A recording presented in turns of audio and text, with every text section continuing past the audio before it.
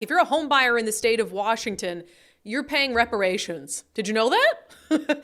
Did you know that? This segment is brought to you by Eastside Weight Loss Clinic. I'm down 37 pounds on the program, and I lost most of that weight in just 2 months. There's no prepackaged meals, no counting calories, no drugs or injections. Schedule your free 15-minute consultation today at eastsideweightlossclinic.com. Our friend Alicia Perkins down in Olympia, her husband's a real estate agent, and he got this notice from the Washington Realtors talking about House Bill 1474, establishing covenant homeownership programs. And in this flyer they got, it was sort of a heads up, hey, this is going on. It says HB 1474 increases document recording fees by $100 to fund a new state program to provide down payment and closing cost assistance to people or heirs impacted by racially restrictive covenants. The program is estimated to raise $75 million per year for home ownership. Now, when this bill happened, and I went back, right, because I swear I remember kind of talking about this and thinking, well, as long as it's people who were impacted by government racism, essentially, that robbed them of home ownership, I might be okay with that. And I was going back, and actually at the time, Representative Jamila Taylor, a Democrat, this was her bill. She called it reparations. She said it was a first in the nation statewide reparations bill. Governor Inslee signed it in April of last year. Here's that moment. This implements one of many solutions to right a historic wrong of who can access home ownership in our state. This bill requires county auditors to add a $100 fee into certain documents that get filed with the county.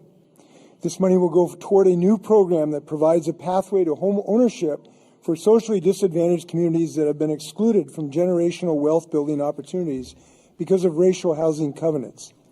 Historically, these community members couldn't secure a home because of prejudice and bias against their race, ethnicity, or cultural identity, without any regard to their individual character. Today's bill finally takes steps to make that right. As the first state in the nation to implement this policy, we're going to use the same system that enabled prejudice and bias in home ownership to do some good and help people obtain houses. Okay, so I agree with some of what the governor said in terms of, like they said, the generational wealth thing and the lasting impacts of that. Like if you had a parent or grandparents with a home, they were able to sell and make money. That's how you build wealth in this country. So I agree with some of that. But his thought that this particular bill takes a wrong and makes it right, I disagree with, having now read into the details of it. And one of the reasons why we're talking about this now is not just like, oh, hey, we didn't cover this well enough last year. It's because a lot of this just started to be implemented. So the bill was passed last year, but now these fees that home buyers are going to pay are starting to be collected, and they can really add up. And for a home buyer already in the state, we know that that's pretty wild. So let me just go through a couple key things in the bill that was passed. Again, House Bill 1474. So beginning January 1st, 2024, except as provided in subsection 2 of this section, the county auditor must collect a covenant home ownership program assessment of $100 for each document recorded, which is in addition to any other charge, surcharge, or assessment allowed by law.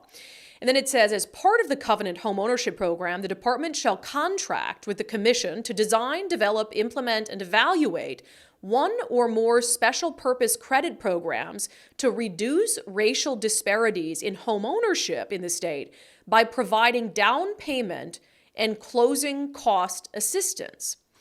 So $100 for a filing fee. Now, in the law, it explicitly exempts certain things like a marriage filing and a divorce filing, and it basically just has this list of exemptions that narrows it down to these are real estate transactions. So these are filings, and I called a real estate friend and I was like, hey, do you know about this? And they said, well, actually, I checked in on this for you and we didn't know why the fees had gone up. They just went up dramatically, and now we're learning this is why. And I was like, that's crazy, because they've been paying these increased fees since the beginning of the year. Can I say that it's Wes Jones? I didn't want to put Wes Jones out there, but I called Wes Jones and I was like, do you guys know about this? And he had to check around, and it was like, whoa, they were told the fees were going to go way up. But then they hadn't, like, it wasn't explicit about to pay reparations, essentially. And that's not my characterization, again. That's Rep. Jamila Taylor's characterization. It's her bill. She called it a reparations bill. So that's what it is. So $100 for all the filings, which it's not just one, it can be multiple filings, and that typically falls on the home buyer. And it is going to be used to, and I'll get to the qualifications, who qualifies for this. It's going to be used to help reduce racial disparities by providing down payment and closing cost assistance.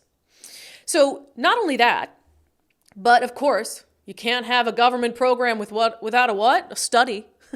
You got to, which I always laugh at with anything, because shouldn't you study it before you make the law?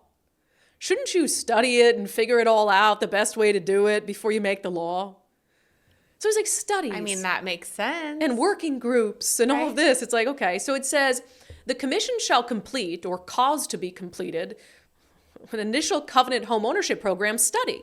The initial covenant homeownership program study must document past and ongoing discrimination against Black, Indigenous, and people of color and other historically marginalized communities in Washington state, and the impacts of this discrimination on homeownership in the state, including access to credit and other barriers to homeownership in the state. So now it's got to be kind of a history thing. And then this one really caught me. This is wild to me. Analyze whether and to what extent existing programs and race-neutral approaches have been insufficient to remedy this discrimination. So they're basically saying we want to look into whether treating everyone the same on the basis of skin color is insufficient. Again, they're like, we need to study whether reverse racism is the answer. You guys, this is crazy. I am just beating myself up for not having covered this more extensively last session. But again, you have to have a study to do a history lesson. We know what happened. And the fact that you are passing the bill, which the first 2 pages of the bill details, some of the racist housing practices that we had in this state and in this country. So you already detailed it in the bill, and I would imagine that those practices are the reason for the reparations bill. So what, you got to go back and study it again with taxpayer money? And then you're also going to study whether it's not enough just to treat everyone the same on the basis of race? And to what extent existing programs and race-neutral approaches have been insufficient to remedy this discrimination and its impacts? That's crazy to me. So let's get to eligibility, because I think this is an area where reasonable people can disagree about this policy. It says to be eligible to receive down payment and closing cost assistance through a special purpose credit program authorized under this section. A special purpose credit program applicant must have a household income at or below 100% of the area median income. So there has to be some financial need or barrier to home ownership. You must be a first-time home buyer and be a Washington state resident who was a Washington state resident on or before the enactment of the Federal Fair Housing Act on April 11th, 1968, and was or would have been excluded from home ownership in Washington state by a racially restrictive real estate covenant on or before April 11th, 1968. Or you're a descendant of a person who meets the criteria that I just laid out. And then you don't, it's like, well, how do I prove that? Well, it seems like just about anything is good enough to prove it. It says, records that show a person's address on or about a specific date or include a reference indicating that a person is a resident of a specific city or area on or about a specific date may be used to provide proof that a person satisfies the criteria of this subsection, such as genealogical records, vital records, church records, military records, probate records, public records, census data, newspaper clippings, and other similar documents. You got a newspaper clipping of Granny living in a certain area. Now, the thing is, I know we're drilling in deep on this, but I failed you so much last session that I'm not going to fail you again. So the thing in that, what we just read is, again, I said, if you can prove direct government discrimination that robbed someone of home ownership in the 60s or 70s or 80s or 90s, and you want to make that person or that family and their heir whole again, I kind of feel okay about that. Now, it would depend on funding and all of this, but this just says that it was that they were or would have been excluded from home ownership. So that to me just says you didn't even have to try to buy a home or want to buy a home. Just your existence as maybe a Black person in the Seattle area or in Washington state in the 1970s regardless of whether you lived with someone else or tried to buy a home, would be enough. So that is just cut and dry reparations to me, because that really leaves the door open there. The other thing that leaves the door open and puts all of this into flux for me is this segment of the bill. It says the commission may adopt rules and shall adopt program policies as necessary to implement this section. Program rules or policies must include procedures and standards for extending credit under the Special Purpose Credit Program, include program eligibility requirements, and then it says from time to time, including in response to a covenant homeownership program's study evaluation of program efficacy, the board of the commission may amend the Special Purpose Credit Program's rules and policies. So now it's up to this appointed board, and when they do their study, they can amend the program, they can amend the rules, and they can amend the policies. So remember what the study asked for them, calls on them under this law to do. Look at the history of racism, look at current racist practices, which we have none on the books in Washington state. Come on. We don't have any state law that currently discriminates against people for housing on the basis of race. We don't. But that tells me that they're going to kind of look at it not through the lens of fact, but look at it through ideology and things they believe are racist, which we know in this state is like everything is racist. And then as part of that study, remember at the beginning what it said about that I found so absolutely jarring. To analyze whether and to what extent existing programs and race-neutral approaches have been insufficient to remedy this discrimination and its impacts. So if that's what the study is looking into, and this gives the commission the authority to amend the Special Purpose Credit Program's rules and policies based on the results of the study, that tells me the commission is going to determine and has full authority under the law to determine, reverse racism is the answer. Treating everyone the same on the basis of race hasn't helped, so reverse racism blatantly is the answer. Which I would say this is already a little bit of reverse racism, because who they're excluding from here in terms of need is white people. It's white people.